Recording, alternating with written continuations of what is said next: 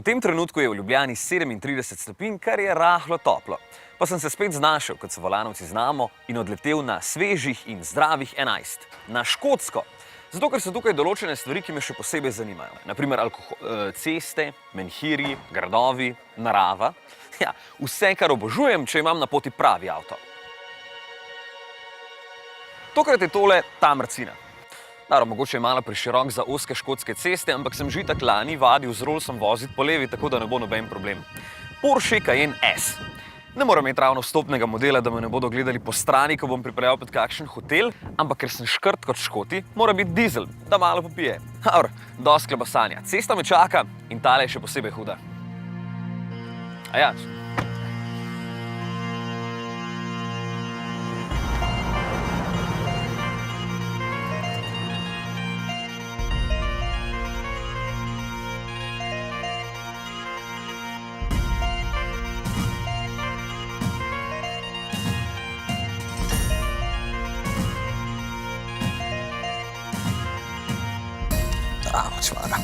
No, preden sem šel na pot, sem se seveda pozanimal, če lahko gre tudi po vodi.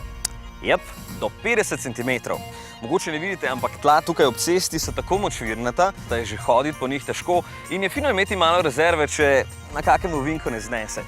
Sicer pa ja, Porsche Cayenne S Diesel ima 4,2 litrski dizelski 8-valjnik. Samo poglejte, kako lepo so ga zapakirali. Proizvede 283 kW, torej 385 konjev in brutalnih 850 Nm navora. Ja, za primerjavo, Huracanov 10-valjnikih ima samo 560.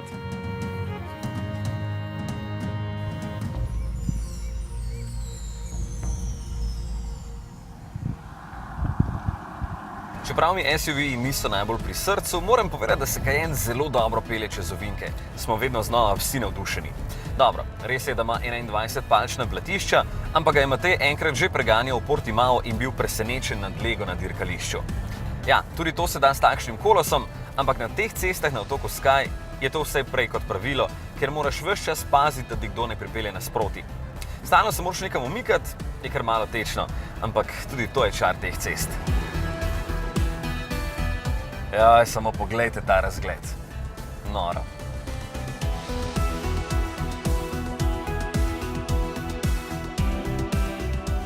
No, vreme pa se tudi spreminja vsako minuto, tako da moram iskati res lepe trenutke, da ekipa posname lepe posnetke. Pot do sem pa je bila tudi huda. Z edinim trajektom, ki lahko pristane ne glede na višino vode, ker enostavno obrne palubo in potem zapelješ gor.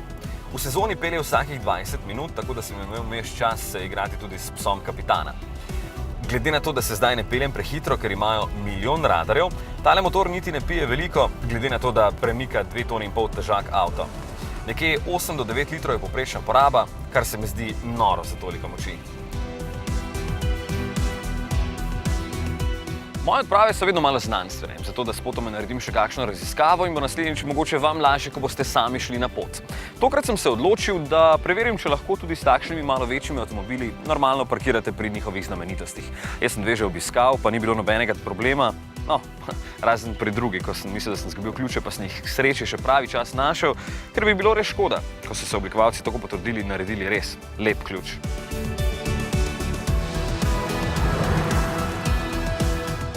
Ne morem prehvaliti krmilnega mehanizma, ki je v Cayenneu zelo natančen in preseneča s povratnimi informacijami. Glede na tip vozila mislim, ker nekateri verjetno dobro veste, kako daleč od česarkoli športnega so taki veliki SUV-ji. Sicer pa za res udobno vožnjo skrbijo aktivni blažilniki, ki delujejo v treh načinih: Komfort, Sport in Sport Plus.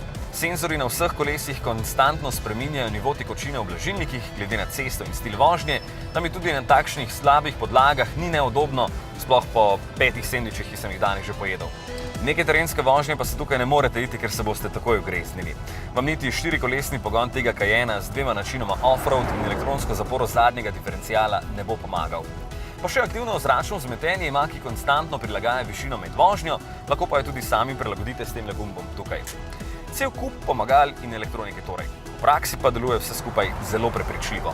Verjetno daleč najbolje med vsemi SUV-ji.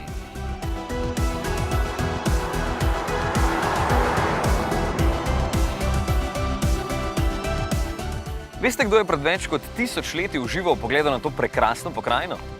Vikingi. Isle of Skye je v bistvu drugi največji škotski otok in očitno jim je bilo na najbolj severnih delih Evrope prehladno, pa so prišli južneje, da niso rabili jesti samo rib. Še davno pred njimi pa so živeli tukaj staroselci v teh posebnih hišah, ki jim pravijo brok. Nekje pred 2000 leti so se takole stiskali najbolj premožni, no meni osebno pa so bile še bolj zanimive kamnine, ki jim pravijo The Old Man of Storr.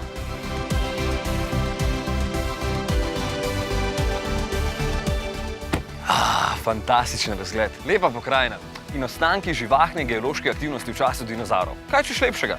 Ja, pa tudi to, da je tudi tako lep parking. Je kar hecno, da vedno dobim tak ekskluzivni prostor.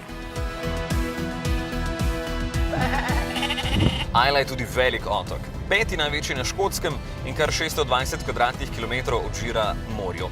Od tukaj bi lahko videl celo irsko obalo, če bi bilo lepšo vreme, ampak ja, samo 40 km je sicer stran. Na Isli je slabih 3000 ljudi, torej nekje 5 na kvadratni kilometr in niso tukaj samo zadnjih 300 let, ker so našli tudi neke prazgodovinske ostanke lovcev, ki so lovili tukaj, ne, v bistvu tam, že 10.800 let pred našim štetjem. Ja, takrat pa bi tega kajena res debelo gledali. In če ste mislili, da je ta avto na svetovnih cestah prava redkost, ste se zmotili. Samo v prvi generaciji so jih prodali več kot 276 000, drugo generacijo pa od leta 2010 že več kot 300 000, tako da jih boste videli veliko. V enem letu so jih enkrat prodali celo toliko kot vseh ostalih modelov skupaj, tako da je kupcem všeč, tudi zato, ker je veliko prostora, gre skoraj povsod, pa še na maski piše Porsche. No, ta ima še vektorsko razporeditev navora in elektronsko zaporo zadnjega diferencijala, kar se pozna v hitreje odpeljanih ovinkih, pa tudi na slabih podlagah, da lažje speljete, če full drsi. Od vsega mi je nekako še najmanj všeč notranjost. Dobro, se zgleda čisto ok in tudi volan je zdaj takšen kot pri 918 Spider, ampak tukaj je mogoče malo preveč gumbov, lahko pa bi bilo tudi manj plastike, ker je avto tako zelo drag. Za vso to opremo, ki jo vidite, bi pri nas stal 136 jurjev, pa sploh še nima ogrevanih sedežev, strešnega okna in tako naprej. Ampak je pa notri veliko prostora. V prtljažniku za več kot 600 litrov, čeprav ne morete imeti dodatnih sedežev, sploh pa je hud stane voznikov sedež s kar 18 nastavitvami z gumbi. Ja, pravo razvajanje za voznika. Mogoče bi lahko imel samo še kamero za lažje parkiranje, ker na kakem parkirišču se res namatra. Škotsko vreme spet ideš. Pa ne smem tu ko ne smem.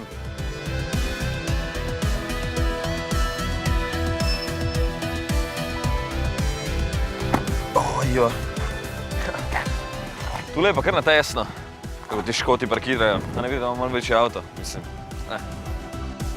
4,85 metra je dolg, ampak vidite, vse se da, če se hoče, v nulo med črte.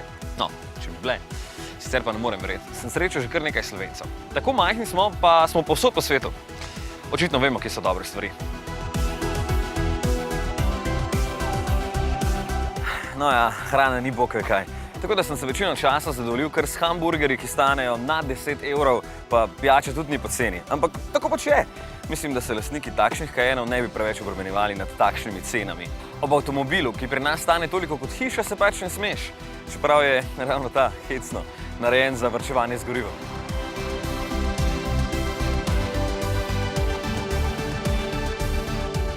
Verjetno je celo najboljši kajen.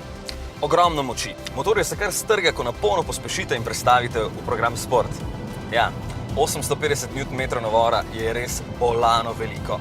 Na samodejni 8-stopenjski menjalnik pa kar pozabite, tako lepo dela. Aha, nov parking.